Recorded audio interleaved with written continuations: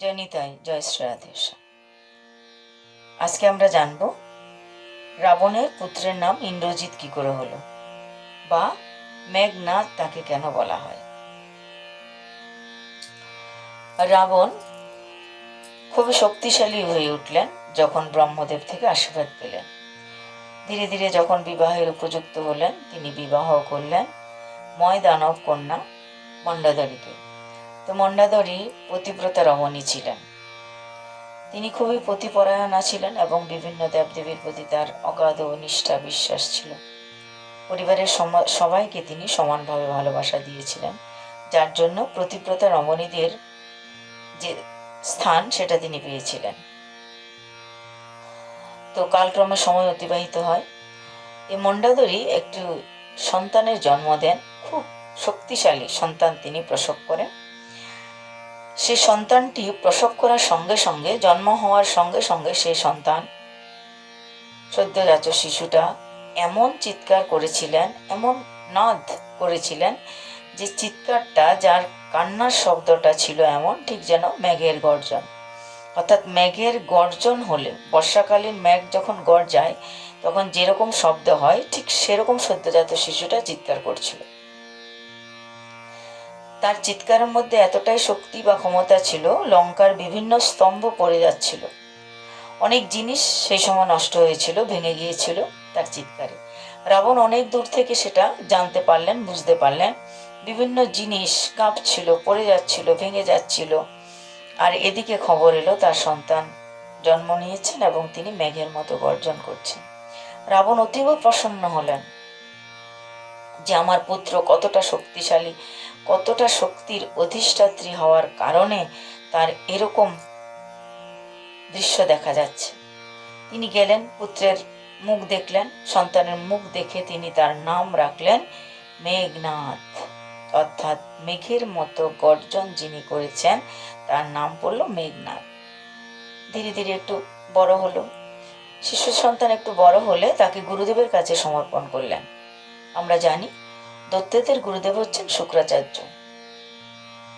শুক্রাচার্যের হাতে সমর্পণ করলেন। শুক্রাচার্য এই মেঘনাদকে খুব ভালো করে শিক্ষা দীক্ষা দিতে লাগলেন। অল্প দিনের মধ্যেই তিনি সমস্ত বিদ্যা শিক্ষা গ্রহণ করে নিলেন। কঠোর পরিশ্রমী ছিলেন এবং প্রচুর মেধাবী ছিলেন।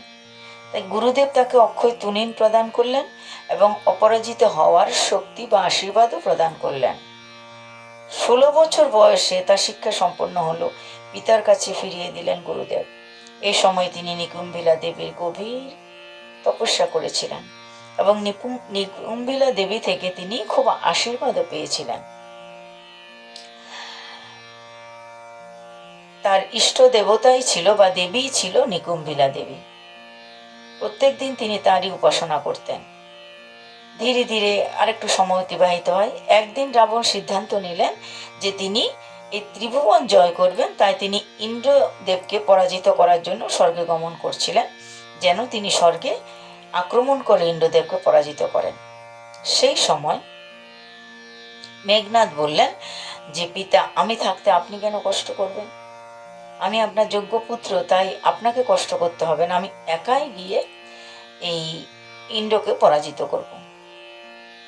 তো রাবণ একা যেতে দিলেন না, কিছু সৈন্য দিলেন এবং মেঘনাদ স্বর্গ আক্রমণ করার জন্য রওনা হয়ে গেলেন। স্বর্গ তিনি আক্রমণ করলেন, ইন্দ্রাদি দেবতাদেরকে পরাজিত করলেন। সমস্ত দেব, যারা বিভিন্ন দেবতা রূপে অধিষ্ঠিত ছিলেন, যেমন অগ্নিদেব, বরুণদেব, সূর্যদেব, চন্দ্রদেব, শনিদেব, এদের সমস্ত দেবতাকে তিনি বন্দী করে নিয়ে আসলেন। ইন্দ্রকেও পরাজিত করলেন। তিনি সবাইকে বেঁধে পিতার কাছে নিয়ে আসলেন। অত্যন্ত খুশি হলেন পিতা। তার কারণে রাবণ সমস্ত দেবতাদেরকে নিজের বশীভূত করতে পেরেছিলেন, নিজের বশে রেখেছিলেন, নিজের কথা মতো তাদেরকে পরিচালনা করতেন।